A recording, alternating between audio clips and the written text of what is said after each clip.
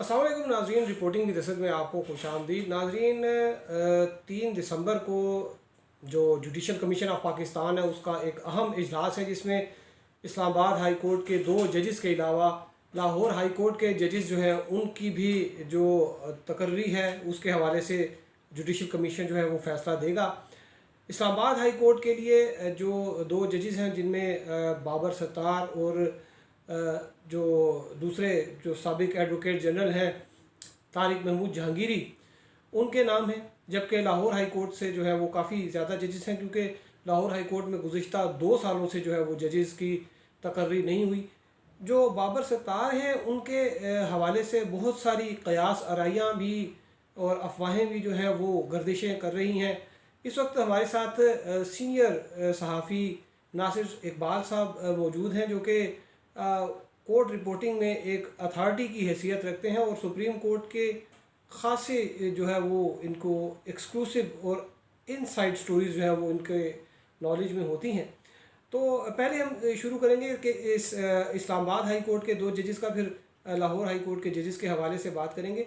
तो नासिर इकबाल साहब, जो इस्लामाबाद हाई कोर्ट के 2 जजेस हैं उन के लिए 2 सब कमेटियाँ बनी थी। एक कमेटी थी जिन्होंने उनके एजुकेशनल जो चीज़ थी उनको वेरीफाई करना था, क्रीडेंशियल से एजुकेशनल क्रीडेंशियल। जो दूसरी कमेटी थी उसने प्रोफेशनल जो है उसको देखना था। तो उन दोनों जो कमेटियां हैं उनकी कोई मेरे ख्याल में हो चुकी हैं मीटिंग्स, क्योंकि अब तो एक दिन ही रह गए। तो क्या इतलात हैं आपके पास? देखिए असद साहब, दिसंबर 3 को मीटिंग होनी है। और ये जब प्रोसीडिंग्स हो जाती हैं सुप्रीम कोर्ट की, तो ये मतलब थोड़ी सी इवनिंग में इनकी मीटिंग्स होती हैं। तो इस पे 2 कमेटी बनी थी। ये अमूमन बनती है, ये एक प्रैक्टिस है कि जुडिशल कमीशन जो है वो एक सब कमेटी, एक का नाम होता है एंटीसीडेंट्स कमेटी, जो एंटीसीडेंट्स चेक करती है, प्रोफेशनल क्वालिफिकेशन और इस तरह की चीज़ें देखी जाती हैं, उनकी क्वालिफिकेशन और दूसरी चीज़ें, रेपुटेशन। एक होती है प्रोफेशनल। जो एंटीसीडेंट्स कमेटी है उसको जस्टिस उमर अता बंदयाल हेड जो करते हैं। सीनियर प्यूनर जज हैं सुप्रीम सुप्रीम कोर्ट में। कोर्ट के सीनियर प्यूनर जी। जज हैं, जो चीफ जस्टिस भी बनेंगे। उसके बाद इसमें है अटॉर्नी जनरल खालिद जावेद खान साहब हैं। फिर इस्लामाबाद हाई कोर्ट के सीनियर प्यूनर जज हैं आमिर फारूक साहब हैं, जस्टिस आमिर फारूक साहब हैं। और उसके अलावा इस्लामाबाद हाई कोर्ट के शायद मेंबर हैं वाइस चेयरमैन वाइस है चेयरमैन काजी काजी रफीउद्दीन बाबर, उसके रफीउद्दीन बाबर मेंबर हैं। साहब, ये उसकी कमेटी के मेंबर हैं। तो दूसरे जो हैं वो प्रोफेशनल, वो justice Musheer Alam supreme court के, और chief justice Islamabad high court justice Athar Minallah साहब उसके मेंबर हैं। तो मीटिंग्स हो चुकी हैं। बेसिकली इनमें ये जो है इसको डिस्कस किया जाता है, मतलब देखा जाता है। ये कोई ऐसी मीटिंग नहीं है कि इसमें कोई डिस्कशन हो। थोड़ी बहुत जो एंटीसीडेंट्स हैं वो देखी जाएंगी, देखी जा चुकी हैं। अब उसके बाद अब देखें, होपफुली मुझे तो उम्मीद है कि जो बाबर सत्तार है वो बहुत अच्छा नाम है, और ये बहुत अच्छा वैल्यू एडिशन होगी हमारी जुडिशरी में। और तारिक जहांगीरी साहब का भी वैसे तो कहा यह जा रहा था कि चूँकि उनका नाम पहले भी प्रपोज हुआ था और रिजेक्ट भी हुआ था, लेकिन ये आपको पता है, ये एडवोकेट जनरल इस्लामाबाद भी रह चुके हैं, और अच्छी खासी इनकी भी रेपुटेशन अच्छी है, कोई बुरी नहीं है। अच्छा, हमारे जो ज़राए थे उन्होंने बताया था कि जो एंटीसीडेंट्स की जो कमेटी जिसमें जस्टिस उमर अता बंदयाल है, उसमें कुछ दोनों जजेस के हवाले से कुछ जो है डिस्कस की गई हैं चीज़ें कि इनके व्यूज़ या जैसे तारिक महमूद जहांगीरी साहब हैं, उनका 2 बार पहले भी नाम आया था। लेकिन ये भी उसमें ये डिस्कस हुआ कि चूँकि तारिक महमूद जहांगीरी उन्होंने एक constitutional post advocate general Islamabad की वो भी हेड की है, तो वो इसको डिफेंड किया गया जो बार काउंसिल की तरफ से और जो सीनियर प्यूनर जज थे उनकी तरफ से। तो आपके ख्याल में जो बाकी जो प्रोफेशनल वाली जो कमेटी है, जो उनको प्रोफेशनली जो एनालाइज करती है, जिसमें मुशीर आलम साहब हैं और अतर मिनल्ला साहब, तो उस कमेटी का आप क्या समझते हैं कि ये जो 2 जजेस साहबान हैं, अतर मिनल्ला साहब ने तो खुद बाबर सत्तार जो है उनको जी प्रपोज किया है प्रपोज चीफ किया है, जस्टिस साहब ने। और मुशीर आलम साहब भी जो आपने तो इनकी हेयरिंग्स वगैरह जो है वो काफ़ी ज़्यादा अटेंड किए हैं, तो थोड़ा सा आइडिया होता है कि क्या होने जा रहा है। देखें, मैं तो काफ़ी होपफुल हूँ, क्योंकि देखें ये जो मीटिंग्स आपने जिस तरह उसमें किया कि डिस्कशंस हुई थी, देखें डिस्कशन से मुराद ये नहीं होती कि वो अपोज किया जा रहा है। देखिए हर बात को डिस्कस किया जाता है, हर बात को हर एक का जो जहन में होता है वो खुल के बात करता है। लेकिन बात दरअसल ये है कि बाबर सत्तार का अदरवाइज़ बहुत अच्छा, दोनों जो रिकमेंडीज़ हैं वो लॉ नोइंग लोग हैं, और एक्सपोजर है बाबर सत्तार का, तो बाहर का भी एक्सपोजर है, हार्वर्ड से पढ़े हुए हैं, मैंने रोड स्कॉलर भी हैं। उसके अलावा ये है कि आपको याद होगा काजी जस्टिस काजी फायज ईसा साहब के केस में जो इनकम टैक्स लॉस था, वो 10 मेंबर बेंच को जो उसकी इम्प्लिकेशंस हैं section 116 of income tax ordinance के बारे में स्पेशली, वो बाबर सत्तार साहब ने ही सुप्रीम कोर्ट को समझाई थी। और उसमें यही उन्होंने उनकी यही कोशिश थी बताने की कि जो इनकम टैक्स ऑर्डिनेंस है वो डील करता है उस बंदे से जो टैक्स देता है, उसकी फैमिली से डील नहीं करता। तो मतलब ये कहने का मतलब है वो काफ़ी लॉ नोइंग है। मैं तो आई एम वेरी एक्साइटेड कि ये तो एक बहुत अच्छी एडिशन होगी, और हमारी जुडिशरी में मेरे ख्याल में एक चार चांद नहीं लगेगा। अच्छा, वो 4 चांद लगेंगे, लेकिन आप ये देखें कि आपने आज एक खबर दी थी जस्टिस शौकत सिद्दीकी जो कि साबिक जज इस्लामाबाद हाई कोर्ट के, उनका केस काफ़ी अर्सा हो गया नहीं लग रहा। और शौकत सिद्दीकी साहब जो है उन्होंने, मैं वहाँ पे मौजूद था रावलपिंडी बार में, और उन्होंने स्पीच की थी और उन्होंने कहा था कि बेंच जो है वो मर्ज़ी के बेंच बनाए जाते हैं। तो क्या आपके ख्याल में जो उन्होंने बात की थी कि ऑर्डर पे जो जब बेंच बनते होंगे तो मतलब वहाँ पे फिर क्या आप समझते हैं कि जो जुडिशियल अपॉइंटमेंट्स हैं वहाँ पे कोई असर नहीं होगा सर्टन क्वार्टर्स का? देखिए बास ने, मैं तो इस बात पे बिलीव करता हूँ कि जुडिशरी जो है ना, इंडिपेंडेंस ऑफ जुडिशरी कॉन्स्टिट्यूशन में गारंटीड है, इसको इंडिपेंडेंट होना चाहिए। अगर ये किसी के इन्फ्लुएंस में काम करेगा ना तो फिर ये डिसीजंस नहीं दे सकेगा। हमारे माजी में इस तरह की बातें हैं कि इन्फ्लुएंस है, लेकिन देखें चीफ जस्टिस ऑफ पाकिस्तान या chief justice of particular high court, उसकी अथॉरिटी है जो बेंचेस का क़याम है, जो इंस्टीट्यूशंस हैं, जो कॉन्स्टिट्यूशन होती है बेंचेस बनाना, ये एक चीफ जस्टिस का राइट है। तो वो अपने दानस में जो समझते हैं वो उसी तरह के बेंचेस बनाते हैं। देखें होता ये है कि जो बेंच बनाते हैं उसमें कोशिश ये होती है कि ऐसे जजेस हों जो हर किस्म के मतलब यानी हर किस्म के थॉट प्रोसेस है ना उसको डिस्कस करें। ये नहीं देखें एक जज के जहन में कुछ होता है, दूसरे जज के जहन में कुछ होता है, तो ये कहा जाता है कि जी ये मर्जी के बेंचेस हैं। लेकिन जो शौकत जी साहब का जो केस है वो तो एक बड़ा डिफरेंट केस है, मैं उससे ज़्यादा बात नहीं करना चाहता, लेकिन अब चूँकि सवाल आपने कर लिया है। लेकिन जो काजी फायज ईसा साहब का केस है ना, ये अभी सुप्रीम जुडिशल काउंसिल की उसमें डिसीजन नहीं आया। लेकिन शौकत सिद्दीकी साहब का जो केस है ना, उसके साथ अनफॉर्चुनेटली ये है कि जो सुप्रीम वो डिसाइड हो चुका है, वो 209 जो प्रोसेस है वो कंप्लीट हो चुका है। लेकिन उनका वो जो 209 का कंप्लीट हुआ है उसमें जो उनका मिसकंडक्ट है वो ये था कि वो ISI के अफसर से उनसे मिलते रहे, लेकिन जो उनकी एलिगेशन है उस हवाले से बात नहीं कि आपने ये एलिगेशन जो है वो गलत लगाई थी, वो तो नहीं है उसमें। नहीं, वो तो उन्होंने जो उसके पिटिशन में उसमें तो उन्होंने नाम भी दे दिए थे, आपको याद होगा। जी जी बिल्कुल जी। और वो नाम लेने की ज़रूरत नहीं, सभी को पता है। ज़ाहिर बात है, लेकिन बल्तिस्तान वो शुमाली इलाका जाने हमें जाने का शौक भी नहीं है।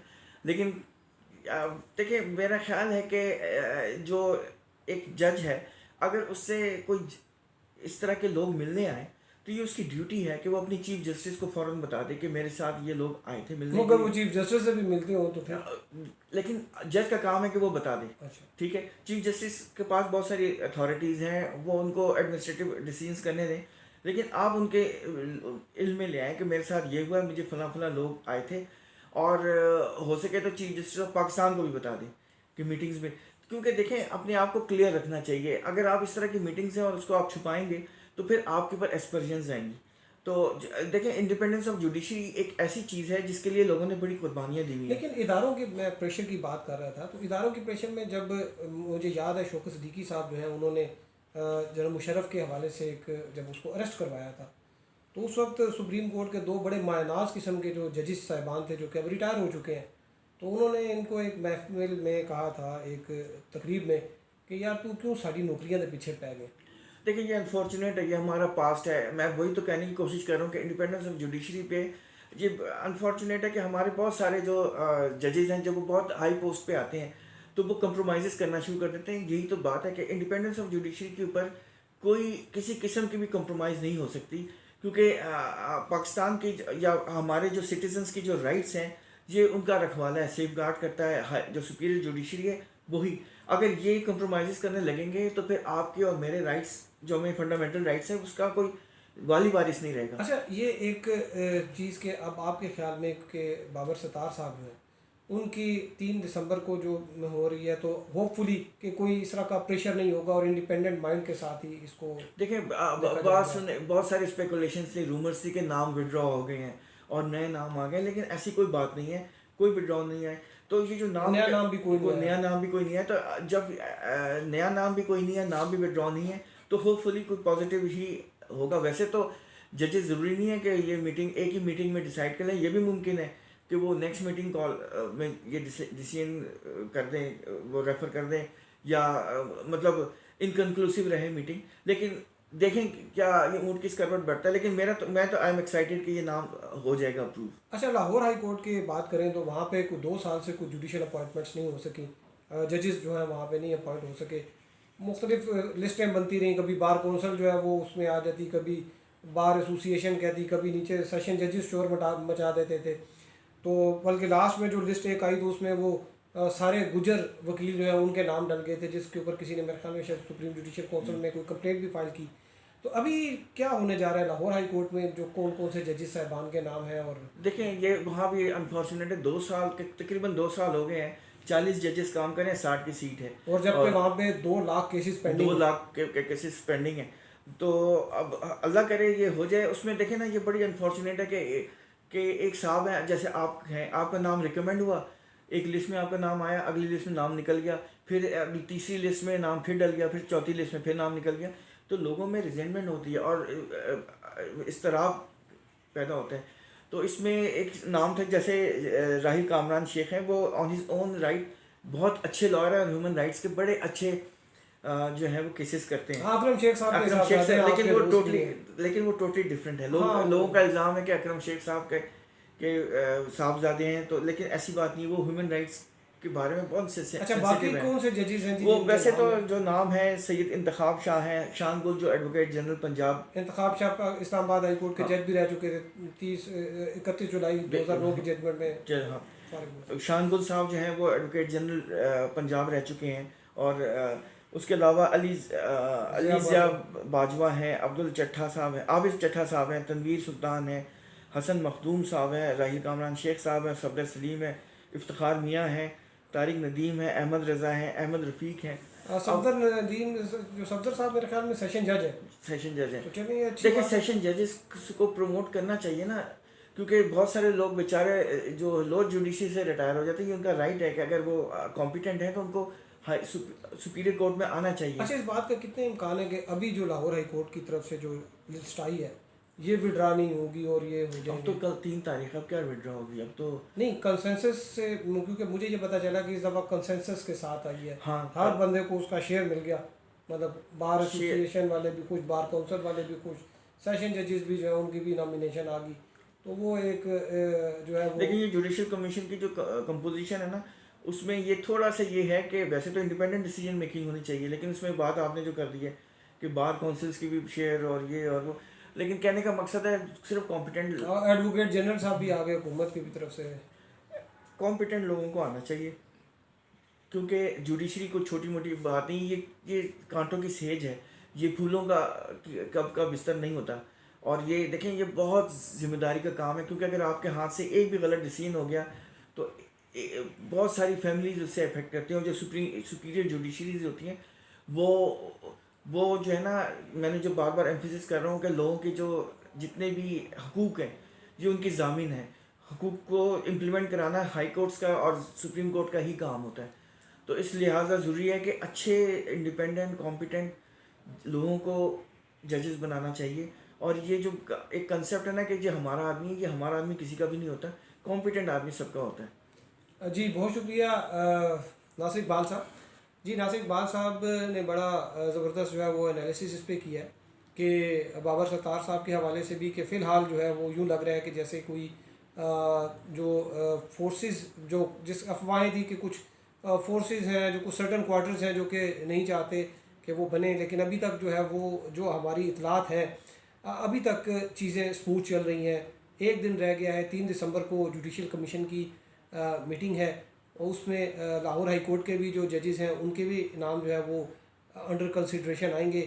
ताहम अब ये देखना है कि जुडिशल कमीशन, क्योंकि बार काउंसिल्स ने भी जो है इस हवाले से अपनी प्रेस रिलीज जो है वो जारी की थी और उन्होंने ये कहा कि एक टेस्ट केस होगा खुसूसन बाबर सत्तार साहब वाला के जुडिशल कमीशन जो है वो कितना इंडिपेंडेंटली जो है वो फैसले कर सकता है।